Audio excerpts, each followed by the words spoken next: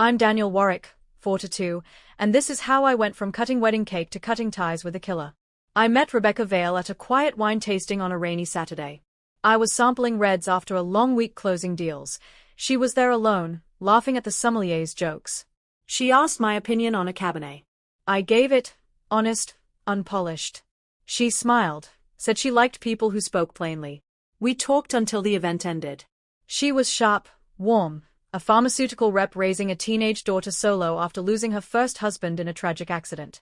After my ugly divorce 4 years earlier, she felt like a fresh start. We married quickly. Rebecca was thoughtful, affectionate, always planning cozy nights in. Her daughter, Emma, 14, was reserved but kind. I thought we were building something solid. That afternoon, the stranger changed everything. I tucked the envelope away, finished lunch, kissed Rebecca goodbye, and drove home. She and Emma were heading to Emma's soccer practice. I had the condo to myself. I locked the door, sat at the kitchen island, and opened the envelope. Inside, a flash drive, a tiny recorder disguised as a key fob, a handwritten letter on thick stationery. The handwriting was careful, deliberate. Daniel. My name is Gregory Vale. I was Rebecca's first husband and Emma's father. If you're reading this, I'm either dead or they believe I am. The drive holds the evidence. The recorder is for tonight. Rebecca will try to kill you before dawn. She's done it 3 times before. I survived by faking my death. She doesn't know I'm alive. She can never know. If she suspects, she'll improvise. You'll be gone in minutes. Protect Emma. She's innocent. She has no idea. Gregory. My hands shook as I read it twice. I plugged in the drive. First folder, psychiatric records. Rebecca's history.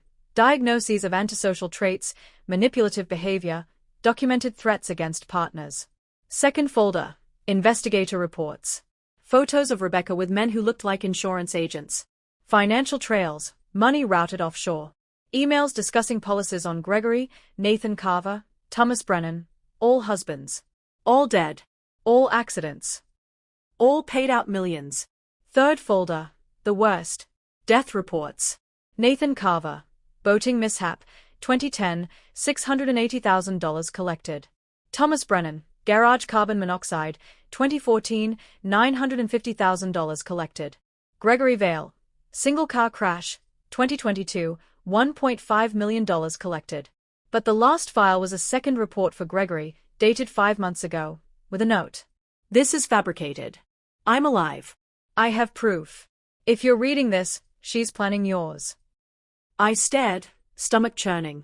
The woman I'd vowed to cherish had murdered 3 men. And tonight, Gregory warned, she'd try for me. I checked the time. 3:18 p.m.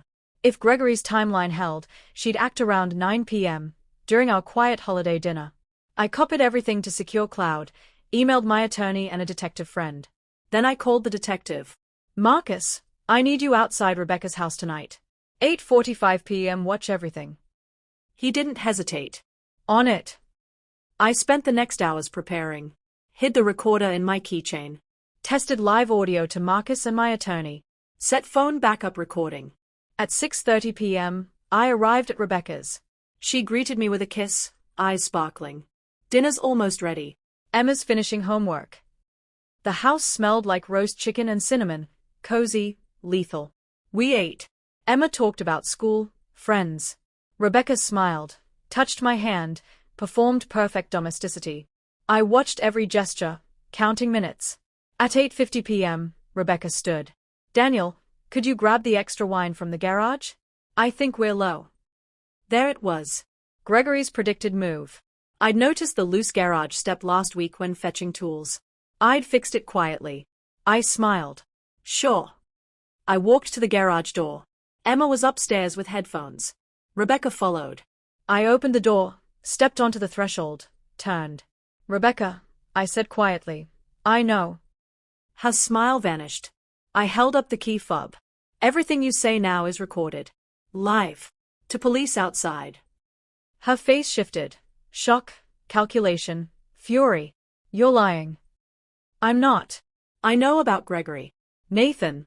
Thomas. The insurance. The garage step. Emma appeared behind her, eyes wide. Mom? What's going on? Rebecca's mask shattered. She lunged for the fob. I stepped back. She missed. Sirens screamed outside. Police flooded in. Rebecca screamed as they cuffed her. Emma sobbed, terrified. Gregory walked up the driveway, alive, eyes only for his daughter. Emma saw him, froze, then ran into his arms. I watched from the steps, night air sharp against my skin. I wasn't prey.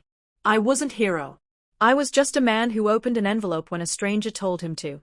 And because I did, Emma has her father. Rebecca will never hurt again. Some call it fate. I call it choosing to listen. Because sometimes the difference between life and death is one small envelope and one moment of trust. And the sound of Emma's joy these days? Worth every lie Rebecca ever told.